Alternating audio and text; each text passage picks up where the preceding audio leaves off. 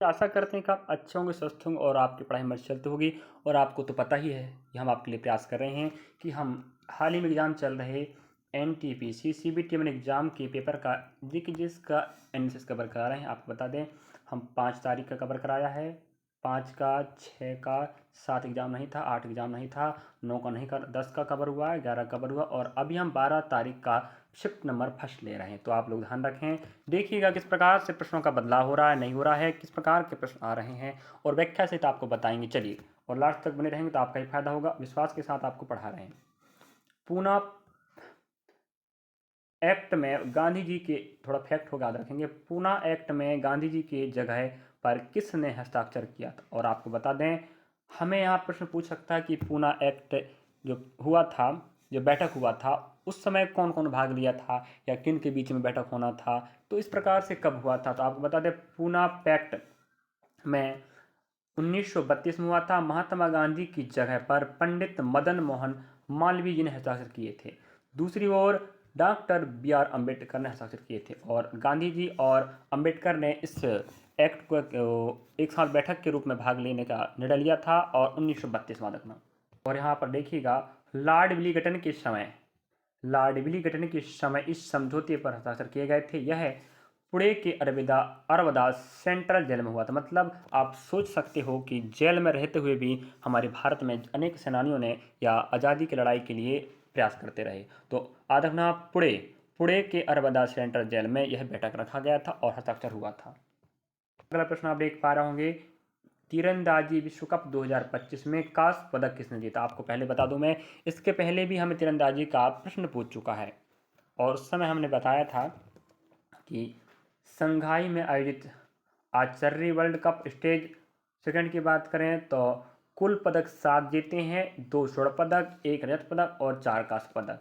ये भी प्रश्न बन सकता है। और दीपिका कुमारी कांस्य पदक महिला रिकर्व व्यक्ति में और पार्थ चालुखे कांस्य पदक हैं। पुरुष रिकर्व व्यक्ति में महिला कंपाउंड व्यक्तिगत स्वर्ण पदक है।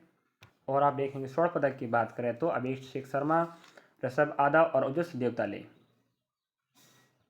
अगला प्रश्न आप देख पा रहे हैं, इस प्रकार से हमें मानसून का प्रश्न भी आ रहा है। दक्षिण पश्चिम और उत्तर पूर्वी मानसून से कहाँ वर्षा सबसे ज़्यादा होती है। तो याद रखें, दक्षिण पश्चिम मानसून से सबसे ज़्यादा वर्षा पश्चिमी तट मतलब केरल का मालाबार तट, पश्चिमी घाट और उत्तर भारत में सबसे ज़्यादा वर्षा होती है। नेक्स्ट, उत्तर पूर्वी मानसून से सबसे ज़्यादा वर्षा तमिलनाडु और पांडुचेरी में होती है। अगला प्रश्न आप देख पा रहे होंगे, अरुणाचल प्रदेश से हिमालय किस दिशा में है। अरुणाचल प्रदेश में हिमालय की समान दिशा दक्षिण पश्चिम से उत्तर पूर्व की ओर है। याद रखें, यह क्षेत्र असम हिमालय या अरुणाचल प्रदेश हिमालय के नाम से भी जाना जाता है, जो तीस्ता नदी से लेकर ब्रह्मपुत्र नदी तक फैला हुआ है। अगला प्रश्न देख पा रहा हूँ, इनमें से कौन सा वर्षावृष्टि क्षेत्र में आता है। और वर्षावृष्टि क्षेत्र क्या होता है आपको बताते हैं।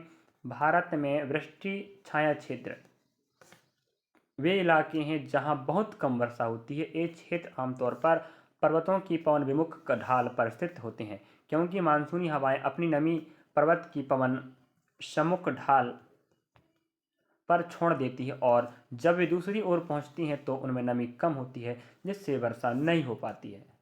कुछ क्षेत्र की बात करें तो आप समझ गए किस प्रकार से हम बोल सकते हैं कि नहीं। भारत के प्रमुख वृष्टि छाया क्षेत्र, तो वृष्टि छाया क्षेत्र मतलब जहां वर्षा कम होती, और हमने बता दिया कि वर्षा कहाँ कम होगी और कारण क्या है।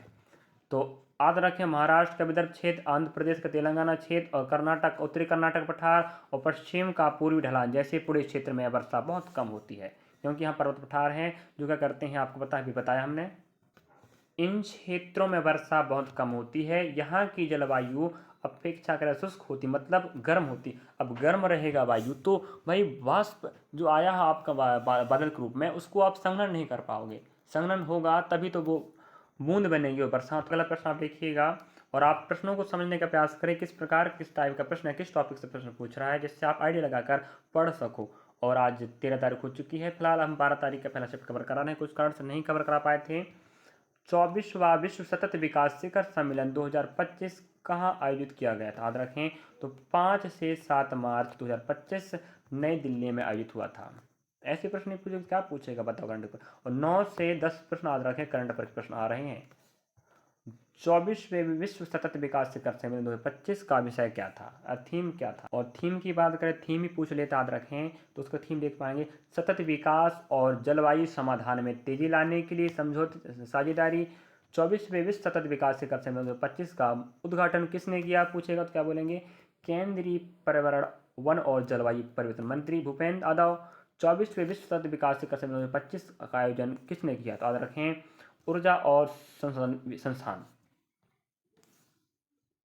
और आयोजन किसने किया पता है, विश्व सतत विकास शिखर सम्मेलन 2025 का आयोजन ऊर्जा और संसाधन संस्थान की, जिसे टेरी कहते हैं, ऊर्जा संसाधन संस्थान जो टेरी का मुख्यालय आगरा के नई दिल्ली में है, और इसी के द्वारा आयोजन किया गया। प्रश्न एक बार इतिहास का प्रश्न है, 2.5 दिन का झोपड़ा मस्जिद किस वंश के काल में बनाया गया था, या आप जैसे 2.5 दिन का झोपड़ा कहते हैं, सॉरी 2.5 दिन का झोपड़ा मस्जिद जो है किस वंश के काल में बनाया गया था। याद रखें, 2.5 दिन का झोपड़ा मस्जिद का निर्माण दिल्ली सल्तनत के गुलाम वंश, जिन्हें हम बाद में मामलुक वंश भी कहते हैं, गुलाम वंश को याद रखें, मामलुक वंश भी या मामलुक वंश भी कहते हैं, के दौरान इसे 1192 ईस्वी में कुतुबुद्दीन ऐबक ने अफगानी सेनापति मोहम्मद गौरी की आदेश से बनाया था। याद रखें, तो कुतुबुद्दीन ऐबक जो गुलाम वंश का शासक था, और जिसे हम मामलुक वंश भी कहते हैं, मामलुक भी कह देते हैं, 1192 ईस्वी में इन्होंने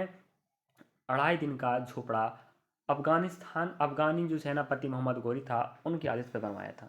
अगला प्रश्न आप देख पा रहे होंगे, 1915 में सहकारिता किस गवर्नर जनरल से संबंधित है। 1915 में भारत के गवर्नर जनरल लॉर्ड हार्डिंग थे, इनका कार्यकाल 23 नवंबर 1910 से 4 अप्रैल 1916 तक चला। और इन्हीं के शासनकाल में फिर 1911 में क्या हुआ था पता है आपको ना, बंगाल विभाजन रद्द हुआ था, यही प्रश्न बनता है। इसी दौरान सहकारिता आंदोलन के अध्ययन के लिए 1915 में सर एडवर्ड मैकलेगन की अध्यक्षता में एक समिति गठित की गई थी। अगला प्रश्न आप एक बार संशोधन का प्रश्न हमें पूछे लेता है, 103वें संशोधन के तहत EWS मतलब होता है आर्थिक रूप से कमजोर वर्ग को कितना % आरक्षण दिया गया। याद रखें, तो 103वें संविधान संशोधन के तहत आर्थिक रूप से कमजोर वर्ग, जिन्हें हम EWS कहते हैं, सरकारी नौकरियां हो चाहे शैक्षणिक संस्थान हो, 10% का आरक्षण दिया गया। तो 10% टोटल 100 में से। और आपको पता होनी चाहिए, संशोधन का प्रश्न आपको हर शिफ्ट में पूछेगा, तो आपकी जिम्मेदारी बनती है कि आप संशोधनों को पढ़ लीजिएगा। मैं आपको दिखा देता हूँ, मेरे पास थोड़ा समय कम, याद रखें, तो आप लोग देख सकते हो, पढ़ सकते हो, ठीक है। और आप देख पा रहे होंगे, फर्स्ट हुआ था 1951 में, यही प्रश्न बनता है, पिछड़े वर्गों के लिए आरक्षण का प्रावधान व भूमि सुधार कानून 9वीं अनुसूची में जोड़े गए। तो याद रखिएगा, फर्स्ट हुआ था 1951 में, और इसमें क्या था, पिछड़े वर्गों के लिए आरक्षण का प्रावधान था और भूमि सुधार कानून को स्थापित किया गया था। मैं आपको दिखा देता हूँ, आप लोग पढ़ लीजिएगा, थोड़ा समय का अभाव तो आप प्रयास करेंगे पढ़ने का, है कि नहीं। चलिएगा, हम दिखाई देते हैं आपको, ठीक है, आप लोग देख कर पढ़ सकते हैं, अन्यथा आपका घाटा हो सकता है, तो आप नहीं पढ़ेंगे तो आपका घाटा होगा, याद रखेंगे। और जो महत्वपूर्ण वो दिखा देते हैं आप, 31वां 36वां 42वां, इन्हें तो पूछेगा, ध्यान रखें, ठीक है। तो अच्छे से आप लोग प्रयास की याद कर लीजिएगा, हम महत्वपूर्ण चीज़ों को दिखाई देते हैं जिससे आपको बन जाए प्रश्न। देखिएगा, 44वां 1978 संपत्ति के अधिकार, मौलिक अधिकार नहीं है, कानूनी अधिकार बन गया, अनुच्छेद 300A में जोड़ा गया। तो याद रखना, 44वां 1978 के तहत हटा दिया गया है मौलिक अधिकार को, जिसे अब कानूनी अधिकार कहते हैं, मतलब क्या, संपत्ति के अधिकार को। ये भी प्रश्न कई बार पूछता रहता है, 52 में आप देख पा रहे हैं, ऐसे प्रश्न पूछता है, 61 में पूछ लेता, याद रखेंगे, जो काम लायक लिखवा रहे हैं, लेकिन जो आपके लिए भर्ती के लिए काम लायक वो आपको दिखा देते हैं, आप देख लीजिएगा, और आप अच्छे से पढ़ कर जाएंगे तो आपका ही फायदा होगा, याद रखेंगे, अन्यथा आपको घाटा हो जाएगा। याद रखें, आपको 73वां पूछता है, 74वां पूछता है, 86वां पूछता है, याद रखें। यहाँ पर आप देख पा रहे होंगे 92वां पूछता, याद रखेंगे, और हाँ 92 पूछेगा। आपको जो प्रश्न पूछे था वो 103वां पूछा था, और आपको बता दें 101वां पूछता है, और रही बात 106 पूछेगा, और कई बार पूछ चुका, याद रखें। तो इस प्रकार से हमने आपको बता दिया महत्वपूर्ण प्रश्न को, आप देख पाए तो हमने आपको विशिष्ट संशोधन बताए हैं, वहाँ आपको सन लिखा है, संशोधन लिखा है, उसमें क्या किया गया सुधार वो भी लिखा, और आपको हम महत्वपूर्ण बताया। और एग्जाम की दृष्टि से याद रखें, अगर आप नहीं पढ़ते तो आप घाटा हो जाएगा। उपभोक्ता मूल्य सूचकांक जिसे हम CPI कहते हैं, और औद्योगिक उत्पादन सूचकांक IIP कितने समय पर जारी होता है?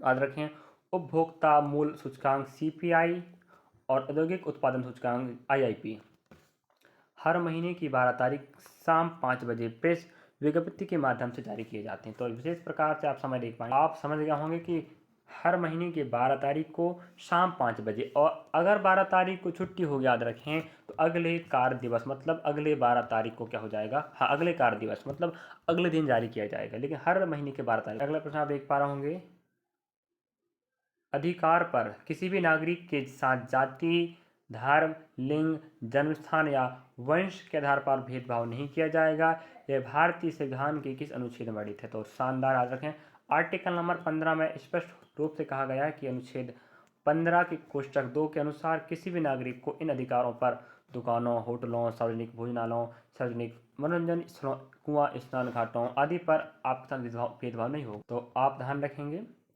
इस प्रकार से। और रही बात, आप सार्वजनिक मनोरंजन स्थल हो, कुआं हो, स्नान घाटों हो, तालाबें हो, सड़कों हो, सार्वजनिक स्थल हो, कहीं प्रवेश या उपयोग में आपको रोक टोक नहीं होगा। आर्टिकल नंबर आप देख पा रहे होंगे 15A में, ठीक, कोष्टक में यह कहा गया। अगला प्रश्न आप देख पा रहे होंगे, हड़प्पा सभ्यता में औजार किस चीज का बना था? और हड़प्पा सभ्यता का प्रश्न हम इसके पहले पूछ चुका, याद रखेंगे, और हड़प्पा सभ्यता का प्रश्न आने लगे अब। हड़प्पा सभ्यता में औजार मुख्यतः तांबा और कांसा, मतलब कांसा मतलब होता है टिन और तांबा।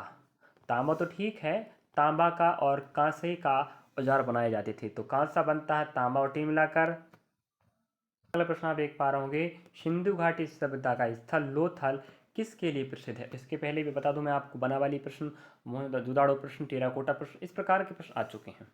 तो लोथल सिंधु घाटी सभ्यता का एक प्रमुख स्थल है जो मुख्य रूप से अपने प्राचीन बंदरगाह डाकयार्ड के लिए प्रसिद्ध, मतलब बंदरगाह। तो उस समय मोहनजोदाड़ो के जो हड़प्पा सभ्यता के काल में बंदरगाह के रूप में जाना जाता था लोथल। यह विश्व की सबसे पुरानी ज्ञात गोदी मिली है, जिससे यह स्थल प्राचीन समुद्री व्यापार और जहाज रानी का महत्वपूर्ण केंद्र, मतलब यहाँ जहाज आया करते थे और यहाँ से ही व्यापार हुआ करते थे। और आपको पता है कि जहाँ जहाज़ों का रुकने का स्थान हो तो उसे बंदरगाह कहा जाता है। और यहाँ पर लोथल में मोती, रत्न, गहनों आदि का व्यापार पश्चिम एशिया और अफ्रीका तक किया जाता था। यहाँ से नाव आपको मिले हैं, नाप तौल के बांट मिले हैं, तराजू या अन्य व्यापारिक साक्ष्य मिले। तो आप इसलिए कह देते हो कि आप यह एक बंदरगाह हुआ करता था और व्यापारिक केंद्र हुआ करता था। तो आप लोग कमेंट बताइएगा, लोथल किस राज्य में स्थित है या कहाँ स्थित, क्या भारत में है या पाकिस्तान में है, और भारत में तो किस राज्य में स्थित है? अगला प्रश्न आप देख पा रहे होंगे, MS पावर पॉइंट में F5 का फंक्शन क्या है? तो आपको बता दें, इस प्रकार शॉर्टकट की का प्रश्न हमें हर पूछ रहा है। तो MS पावर पॉइंट में कीबोर्ड पर किस की का उपयोग किया जाएगा?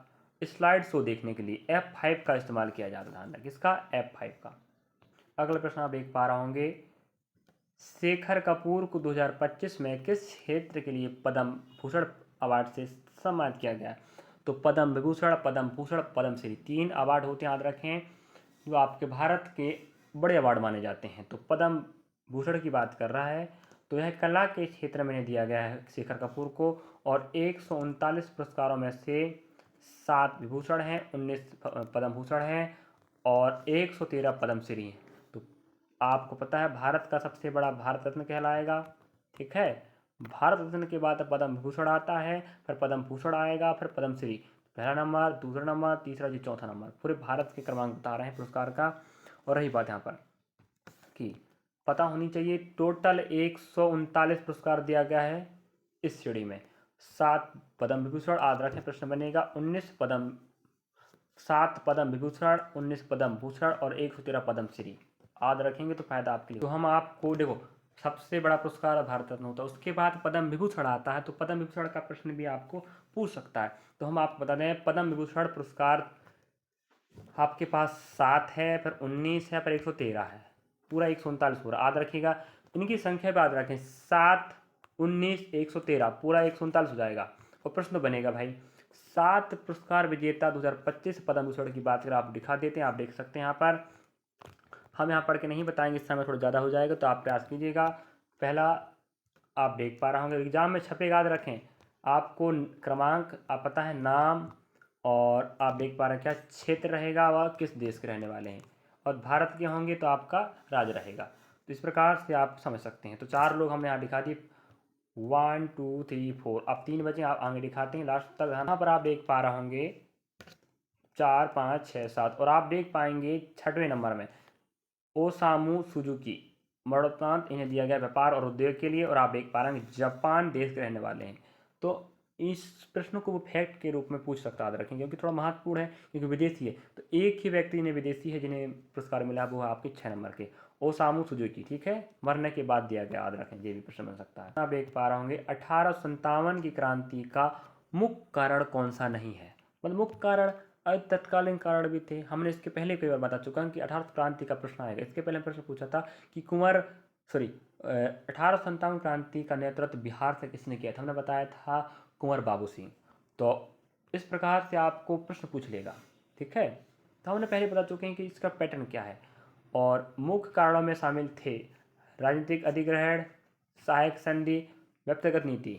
मतलब सहायक संधि और व्यक्तिगत नीति का विरोध कर रहे थे। आर्थिक शोषण हो रहा था, सामाजिक धार्मिक हस्तक्षेप हो रहे थे, जैसे ईसाइयों के प्रयास और सती प्रथा कांड, सैनिक असंतोष, चर्बी वाले कारतूस का मुद्दा, कम वेतन, असमान व्यवहार। इस प्रकार से अनेक कारण थे, याद रखें। और तत्कालीन कारण कहेगा तो आप क्या बोलेंगे, चर्बी वाला कारतूस क्रांति का मुख्य। अगला प्रश्न आप देख पा रहे होंगे, निम्नलिखित में से कौन से स्थान पर हमेशा वर्षा जैसी स्थिति बनी रहती है। तो आपको बता दें, भारत के मेघालय राज्य के मौसिनराम में हमेशा, याद रखें, 12 महीने ऐसा मौसम रहता है, बिल्कुल ठंडा कह सकते हो आप लोग। ऐसे लगता है कि कभी भी बारिश हो जाता है, वहाँ पर कोई गारंटी नहीं रहता। वहाँ के लोग बिल्कुल छाते माते रेनकोट पहन के घूमते हैं। भारत के मेघालय राज्य के मौसिनराम, इसके पहले स्थान चेरापूंजी था, वो भी मैं वहीं पर था, वहाँ पर वर्षा हुआ करती थी। सबसे ज़्यादा वर्षा पूछेगा भारत में या विश्व में तो यहीं पर आता मौसिनराम, जो लगभग हमेशा वर्षा जैसी स्थिति बनी रहती है। यहाँ औसतन सालाना, याद रखें, 11,871 मिलीमीटर से भी अधिक वर्षा होती है, इसलिए विश्व का सबसे अधिक वर्षा स्थान। प्रश्न आप देख पा रहे हैं, आवर्षसारणी का प्रश्न भी हमें आ चुका है, बार बार पूछ रहा है। मेंडलीफ हो गया, याद रखें, बाकी आप समझ पा रहे हैं। मेंडलीफ की आवर्षसारणी में आयोडीन तत्व को किस वर्ग में रखा गया। तो मेंडलीफ की आवर्षसारणी में आयोडीन तत्व को 7वें समूह में रखा गया था, जिसे हेलोजन समूह भी कहा जाता है, याद रखें। इस वर्ग में फ्लोरीन, क्लोरीन, ब्रोमीन, आयोडीन और एस्टेटिन भी शामिल हैं। पूछ ले कि मेंडलीव की आवर्षसारणी में सोडियम को पहले वर्ग में रखा गया, जिसे क्षार धातु भी कहते हैं, सोडियम की बात हो रही है। अगला प्रश्न आप देख पा रहे होंगे, ग्राम पंचायत का सबसे निचले स्तर कौन सा होता है। इसके पहले हमें ग्राम पंचायत का प्रश्न पूछा था। हाँ, 11 जून 2025 का पहले चैप्टर में हमें प्रश्न पूछा था कि ग्राम पंचायत कितने भारत में, तो 2,68,000, ये प्रश्न हमने पढ़ाया है। ग्राम पंचायत का सबसे निचला स्तर कौन सा, याद रखें, ग्राम पंचायत पंचायती राज व्यवस्था का सबसे निचला स्तर माना जाता है। यह ग्राम स्तर पर स्थानीय स्वशासन की इकाई है, जो गांव के प्रशासन और विकास कार्यों के लिए जिम्मेदार होता है। और इसके ऊपर पंचायत समिति ब्लॉक में, और सबसे ऊपर जिला परिषद, मतलब जिला पंचायत, जिला में, ब्लॉक में जनपद पंचायत, ग्रामों में ग्राम पंचायत होती है। इसके पहले भी हम पढ़ा के बताया है। सूचकांक इंडेक्स, जी तो प्रश्न पूछेगा, याद रखें, हर भर्ती परीक्षा में याद रखें, चाहे वो कोई सा सूचकांक हो, एग्जाम बनता है। अंतर्राष्ट्रीय बैठक समझौते सूचकांक किस श्रेणी में आ रहा, कहाँ पर आ रहा, ये तो प्रश्न पूछ ही रहा, बार बार, याद रखें।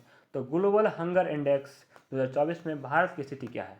तो Bharat global hunger index GHI 2024 में 127 देशों में 105वें स्थान पर है। भारत का GHI स्कोर आज तक 27.3 है, जो गंभीर भूख की श्रेणी में आता है।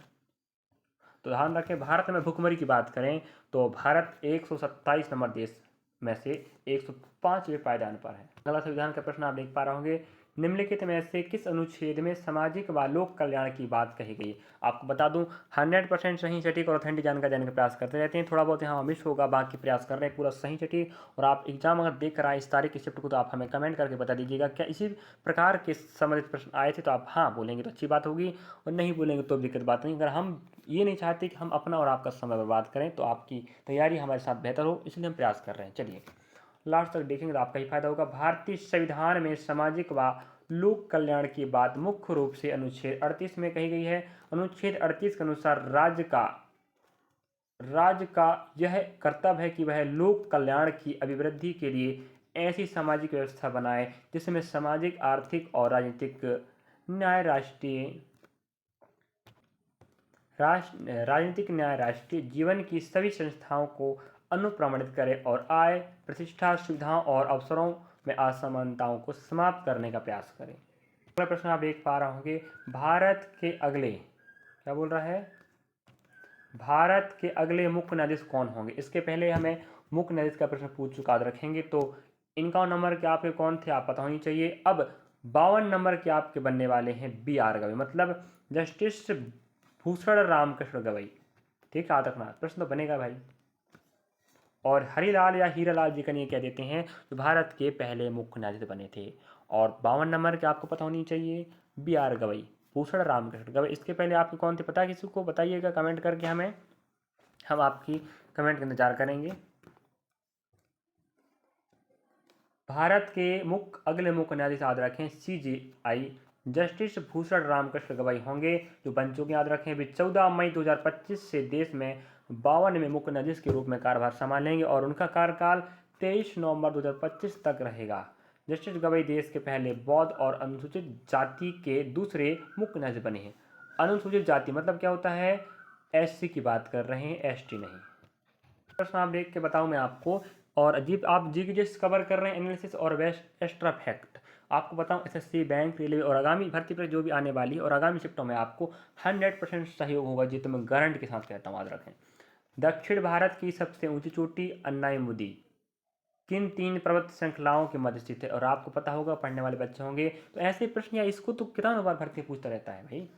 दक्षिण भारत की सबसे ऊंची चोटी अन्नाईमुदी, जिसे अन्नाईमुदी के रूप में जानते हैं, केरल राज्य में केरल के एराविकुलम राष्ट्रीय उद्यान में स्थित, याद रखें। तो दक्षिण भारत की सबसे ऊंची चोटी या ऊंची पर्वत श्रृंखला क्या मानेंगे, ऊंची चोटी अन्नाईमुदी भी, अन्नाईमुदी भी कहते, याद रखें। ठीक है, जो केरल राज्य के एराविकुलम राष्ट्रीय उद्यान में स्थित है। यह चोटी 3 प्रमुख पर्वत श्रृंखलाएं, इलायची जिन्हें हम कार्डमम की पहाड़ियां भी कहते हैं, अन्नामलाई पहाड़ियाँ और पालनी पहाड़ियाँ के संगम त्रिजंक्शन पर है। मतलब आप क्या समझे कि जो अन्नाईमुदी है जो केरल में स्थित है, वो एक राष्ट्रीय उद्यान में है, और ये चोटी याद रखें ये 3 पहाड़ियों के केंद्र में है, जिसे हम त्रिजंक्शन कहते हैं। वो कौन है आपके देख पा रहे होंगे, इलायची, अन्नामलाई और आपके पालनी। तो इलायची को हम कार्डमम की पहाड़ियाँ भी कहते हैं, याद रखें। और इनका प्रश्न याद रखें पूछता रहता है। यहाँ से ये तीनों पहाड़ियाँ अलग अलग दिशाओं में फैली हैं। दक्षिण में इलायची, याद रखेंगे क्या, दक्षिण में इलायची है, उत्तर में अन्नामलाई और उत्तर पूर्व में आपकी पालनी पहाड़ियाँ। तो इलायची और अन्नामलाई, इलायची को हम कार्डमम की पहाड़ियाँ भी कहते, याद रखेंगे, आप देख पा रहे होंगे। और ये दक्षिण भारत में स्थित हैं, एग्जाम तो बनेगा इनका। पालनी, इलायची और आपके हो जाएगा अन्नामलाई। तो आप देख, दक्षिण में इलायची है, उत्तर में आपके अन्नामलाई है और उत्तर पूर्व में आप देख पाएंगे पालनी। प्रश्न आप देख पा रहा हूँ, कंप्यूटर का प्रश्न आया है। MS वर्ड में किसी पैराग्राफ का चयन करने के लिए निम्न में से किस शॉर्टकट की का उपयोग किया जाता है। तो पैराग्राफ में कहीं भी ट्रिपल क्लिक करो या 3 बार क्लिक करो। कीबोर्ड शॉर्टकट पैराग्राफ की शुरुआत में कर्सर रखें और Ctrl+Shift+ डाउन एरो दबाएं। आप देख पा रहे होंगे, ग्राम पंचायत किस स्तर पर होती है, ग्रामीण, जिला, नगर। हम आपको इसके पहले प्रश्न पहले बता चुके हैं और इसके पहले शिफ्ट में भी एग्जाम में आपको इस प्रकार प्रश्न पूछ चुका है, तो आप थोड़ा पढ़ के बता देते हैं। ग्राम पंचायत ग्रामीण स्तर पर होती है। यह पंचायती राज व्यवस्था की सबसे निचली और मूलभूत इकाई होती है जो सीधे गांव के स्तर पर कार्य करते हैं। ग्राम पंचायत के ऊपर ग्राम समितियां, जो ब्लॉक स्तर कहते हैं, और जिसे हम जनपद पंचायत कहते हैं। सबसे ऊपर जिला परिषद, मतलब जिला स्तर पर जिला पंचायत होता है। नगर शहर स्तर पर नगर पालिका या नगर निगम कार्य करते हैं, याद रखें, ग्राम पंचायत नहीं। तो नगरों में नगर पालिका, नगर निगम काम करते हैं, नगर पालिका, नगर परिषद काम करते हैं। और अगला प्रश्न आप देख पा रहे होंगे, भारत और रूस का संयुक्त नौसेना अभ्यास इंदिरा 2025 कहाँ आयोजित किया गया। तो आपको पता होनी चाहिए कि सैन्य अभ्यास का प्रश्न हमें हर शिफ्ट में पूछता रहता है, ठीक है। तो भारत और रूस का संयुक्त नौसेना अभ्यास इंदिरा 2025 28 मार्च से 2 अप्रैल 2025 तक 2 चरणों में आयोजित किया गया था, याद रखेंगे। और पहला चरण की बात करें जिसे हम हॉर्बर फेज कहते हैं, तो चेन्नई में 28 से 30 मार्च तक हुआ था। दूसरे चरण की बात करें सी फेज, जो बंगाल की खाड़ी में 31 मार्च से 2 अप्रैल तक हुआ था। अगला प्रश्न आप देख पाएंगे, MS पावर पॉइंट 2019 में F5 का प्रयोग किस लिए किया जाता? तो MS पावर पॉइंट 2019 में F5 का प्रयोग प्रेजेंटेशन को पहली स्लाइड से शुरू करने के लिए किया जाता, याद रखेंगे। और इससे आपका स्लाइड शुरुआत से पूरी स्क्रीन पर चलने लगता है। आप देख पा रहे होंगे, भारत का पहला एकीकृत कचरा प्रबंधन शहर लर्निंग सेंटर कहाँ बना? मतलब भारत का पहला कचरा जो प्रबंधन करना है, इसके लिए अध्ययन केंद्र बनाया गया, याद रखिए जी कहाँ पर बना? तो प्रसिद्ध हुआ ना प्रश्न। भारत का पहला एकीकृत कचरा प्रबंधन शहर लर्निंग सेंटर गोरखपुर उत्तर प्रदेश में बन रहा है, अभी बन रहा है, तो फैक्ट तो बनाना। यह परियोजना सुधनी गांव सहजनवा में 40 एकड़ भूमि पर स्थापित होगा, जो सितंबर 2025 तक कार्यशील होने की उम्मीद है। तो प्रश्न तो इस प्रकार का ही बने। प्रश्न आप देख पा रहे होंगे, CCPI 2025 में भारत की रैंकिंग क्या? मैं आपको पहले बता चुका हूँ, इंडेक्स सूचकांक का प्रश्न आपको हर भर्ती परीक्षा में और हर शिफ्टों में, चाहे वो कोई भर्ती परीक्षा हो, पूछेगा मतलब पूछेगा। तो आप खुद देख पा रहे होंगे, मैं आपको 5 तारीख का कराया है, 5 का, 6 का, 7 8 एग्जाम नहीं था, 9 का नहीं करा, 10 का, 11 का, जी 12 का चल रहा है। आज सिस्टमेटिक आप कवर कराते चलेंगे, तो जितना हो सके हमारे साथ। थोड़ा समय का अभाव होता है, आदरक इस चक्कर से कंटिन्यू आपको 3 शिफ्ट हम कवर नहीं करा पाते हैं। हमें जितने भी लोग देख रहे हो अच्छी बात है, अच्छे देखें, पढ़े लिखे समझे, हम आपके साथ हैं। तो CCPI 2025 में भारत की रैंकिंग 10वीं है, और भारत को ग्रीन हाउस गैस उत्सर्जन और ऊर्जा उपयोग में उच्च, जलवायु नीति में मध्यम और नवीनीकरण ऊर्जा में निम्न रैंकिंग मिली है। और ध्यान रखें बात को कि CCPI 2025 में पहले 3 स्थान खाली रखे गए, क्योंकि कोई भी देश सभी मापदंडों पर बहुत अच्छा प्रदर्शन नहीं कर पाया, इसलिए चौथे स्थान पर डेनमार्क है, जो सूचकांक में सबसे ऊपर। मतलब पहला, दूसरा, तीसरा, पहला में किसी को नहीं दिया गया, दूसरा, तीसरा, तो याद रखें चौथा में किसे दिया गया? डेनमार्क को, और हमारा भारत 10वें नंबर पर आता है। तो CCPI की बात करें 2025 के सूचकांक में पहला, दूसरा, तीसरा नहीं दिया गया है, क्योंकि कोई भी देश ने सही तरीके से क्राइटेरिया को फॉलो नहीं किया है। तो चौथा से नाम दिया गया डेनमार्क, और 10वीं पर कौन बैठा? आपका भारत। अगला प्रश्न, MS एक्सेल 2019 में सिंपल रेंज से संबंधित निम्नलिखित कथन सही है? तो याद रखें, एक्सेल 2019 में सिंपल रेंज और डायनेमिक एरेज फंक्शन जैसे आप देख पा रहे होंगे यहाँ पर का पूर्ण समर्थन नहीं। ए फीचर मुख्य रूप से एक्सेल 365 और नए वर्जन में उपलब्ध है। आपको बता दूं, 1999 का जो आर्थिक उदारीकरण हुआ था, इसका प्रश्न आपको बार बार पूछ रहा है। तो 1999 की आर्थिक नीति के बाद भारत के प्रति व्यक्ति आय में क्या बदलाव हुआ? तो 1999 की आर्थिक नीति उदारीकरण, निजीकरण और वैश्वीकरण, याद रखें 3 बातों को ध्यान दिया गया था। कौन कौन सी बातों को? उदारीकरण, निजीकरण और वैश्वीकरण, याद रखिएगा। के बाद भारत की अर्थव्यवस्था में तेजी आई और प्रति व्यक्ति आय में सुधार हुआ। सुधारों से पहले भारत की प्रति व्यक्ति आय की वृद्धि दर औसतन काफ़ी कम थी, लेकिन 1999 के बाद यह दर बढ़कर 1990 के दशक से 1999 के बाद यह दर बढ़कर 1990 के दशक से में 4.19% तक पहुंच गई। 2003 और 8 के दौरान प्रति व्यक्ति वार्षिक सकल राष्ट्रीय उत्पाद GNP की बात हो, याद रखेंगे, वृद्धि दर 7% से ज़्यादा हो गई। तो 1999 बहुत महत्वपूर्ण योगदान दिया। आप एक बार होंगे, विदेश मंत्री S जयशंकर ने ऑस्ट्रेलिया में भारत के चौथे वाणिज्य दूतावास का उद्घाटन किया, किस राज्य में किए थे? तो याद रखें ब्रिस्बेन शहर में, और ऑस्ट्रेलिया में भारत के अन्य वाणिज्य दूतावास सिडनी, मेलबर्न और पर्थ में है, लेकिन चौथा दूतावास याद रखेंगे ब्रिस्बेन में खोला गया है। प्रश्न आप देख पा रहे होंगे, PM ड्राइव योजना से संबंधित कथन कौन सा सही है? इस योजना का उद्देश्य इलेक्ट्रॉनिक वाहनों के उपयोग को बढ़ावा देना, सार्वजनिक बुनियादी ढांचे का विकास करना और घरेलू इलेक्ट्रॉनिक वाहन विनिर्माण पारिस्थितिकी तंत्र को सुदृढ़ बनाना। तो याद रखें PM E ड्राइव और योजना का प्रश्न भी आता है, चाहे वो अंतर्राष्ट्रीय योजना का प्रश्न हो, चाहे वो राष्ट्रीय का हो, और किसी राज्य का जो विशेष रूप से योजना है जो बहुत लाभदायक है और थोड़ा अलग प्रकार का, उसका भी प्रश्न बन जाता है। तो यहाँ पर हम शायद प्रश्न अंतिम हमारा जी, और हम प्रयास करेंगे इस वीडियो के माध्यम से आपको हमने सही डाटा देने का प्रयास किया है। और आपको पता है टोटल 40 प्रश्न आने वाले हैं, 9 से 10 प्रश्न आपको करंट अफेयर का आएंगे। सोचिएगा 30 प्रश्न आपको इतिहास, भूगोल, राज्य अर्थशास्त्र, करंट अफेयर, खेल सन और आपका कंप्यूटर का प्रश्न आएगा, सूचना प्रौद्योगिकी का प्रश्न आएगा।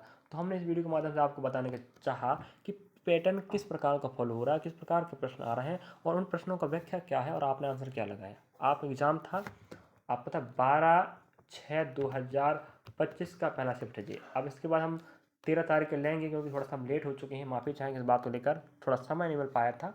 बाकी हम प्रयास करेंगे आपको जानकारी सही सटीक देने का। तो वीडियो अच्छा लगा तो लाइक सब्सक्राइब शेयर कीजिएगा और कमेंट भी कीजिएगा कि आगामी भर्ती परीक्षा में आपके लिए तैयार हो पा रही नहीं हो पा रही है, या आगामी शिफ्ट में आपको फायदा होगा नहीं होगा। चलिए, तो आपका पेपर कब है, कहाँ पर है, कमेंट कीजिएगा। मिलेंगे नेक्स्ट पार्ट में। Thank you for watching. Further हम आपके साथ हैं और आप हमें सपोर्ट कीजिएगा। और आपको बता दें, इसका जो प्ले लिस्ट है RRB, NTPC, CBT1, GKGS analysis class में आप जाके देख सकते हो। और आपको बता दें, हमने 100+ वीडियो का एक PYQ सीरीज का हमने एक रिकॉर्डेड क्लास चालू किया था और चल रहा है फिलहाल वो। NTPC ग्रुप डी के लिए अगर तैयारी कर रहे हैं या रेलवे की कोई वैकेंसी का, तो आप वहाँ जाके हमें PYQ प्रश्नों का भंडारा देख सकते हो। चलिए, उसका नाम रहेगा रेलवे भर्ती परीक्षा NTPC group D RPF SI constable. Thank you for watching.